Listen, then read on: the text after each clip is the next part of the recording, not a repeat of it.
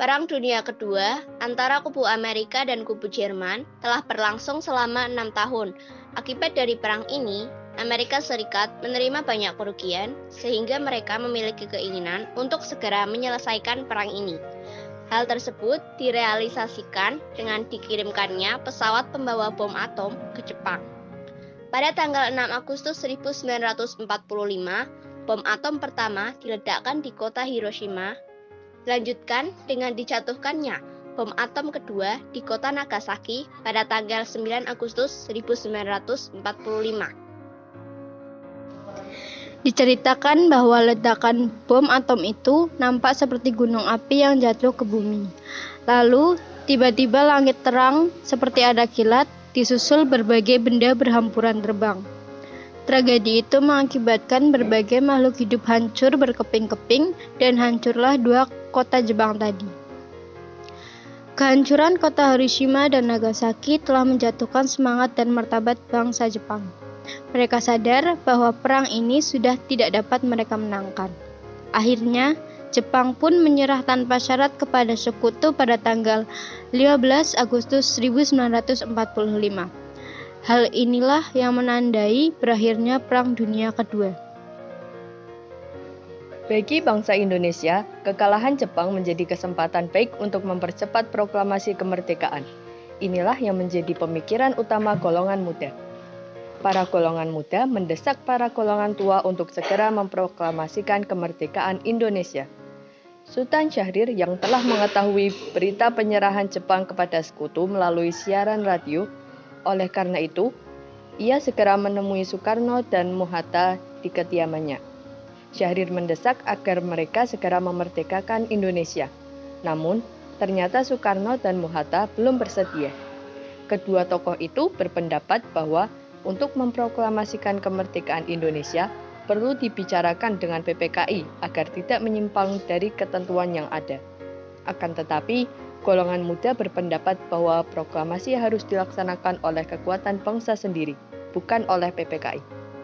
Pada hari Rabu 15 Agustus 1945, sekitar pukul 21.30 waktu Indonesia Barat, para golongan muda yang dipimpin oleh Wikana dan Darwis datang di rumah Soekarno di Jalan Pegangsaan Timur nomor 56 Jakarta. Mereka memaksa Soekarno untuk memproklamasikan kemerdekaan Indonesia. Golongan muda mendesak agar proklamasi dapat dilaksanakan paling lambat esok harinya. Dalam pertemuan malam itu, terjadi peristiwa menegangkan di mana Wikana mengancam akan terjadinya pertumpahan darah jika Soekarno tidak segera memproklamasikan kemerdekaan Indonesia. Namun, ancaman tersebut tidak menggoyahkan pendirian Soekarno. Setelah mendapatkan penolakan dari Soekarno dan gerak golongan tua, golongan muda kemudian meninggalkan rumah kediaman Soekarno setelahnya.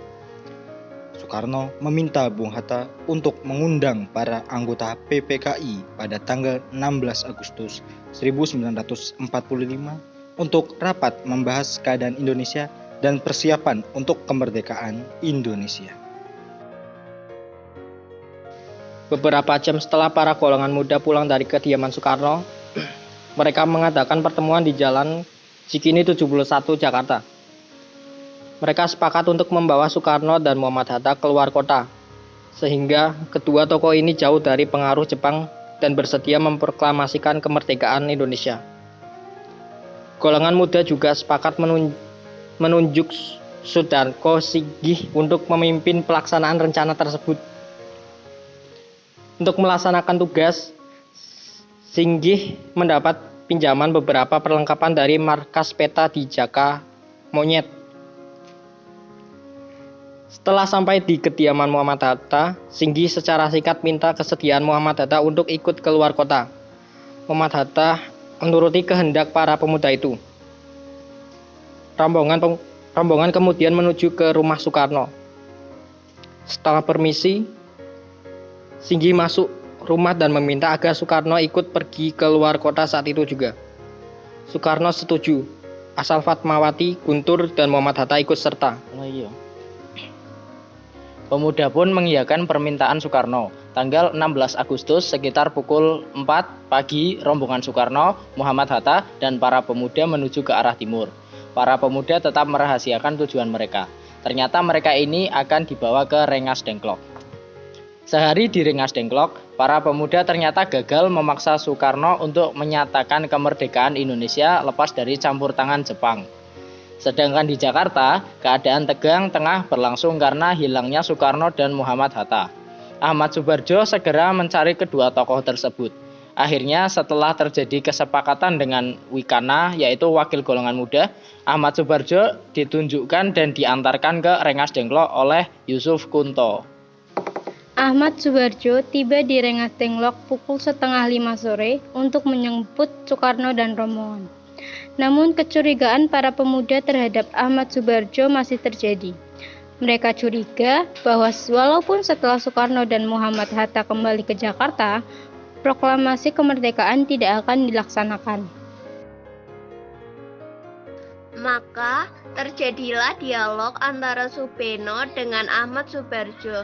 Dengan jaminan nyawa Ahmad Soebardjo, maka Supeno mewakili para pemuda mengizinkan Soebardjo untuk bertemu dan membawa pulang bersama Insinyur Soekarno, Muhammad Hatta, dan rombongan kembali ke Jakarta. Petang itu juga Soekarno dan rombongan kembali ke Jakarta. Dengan demikian berakhirlah peristiwa Rengas Dengklok.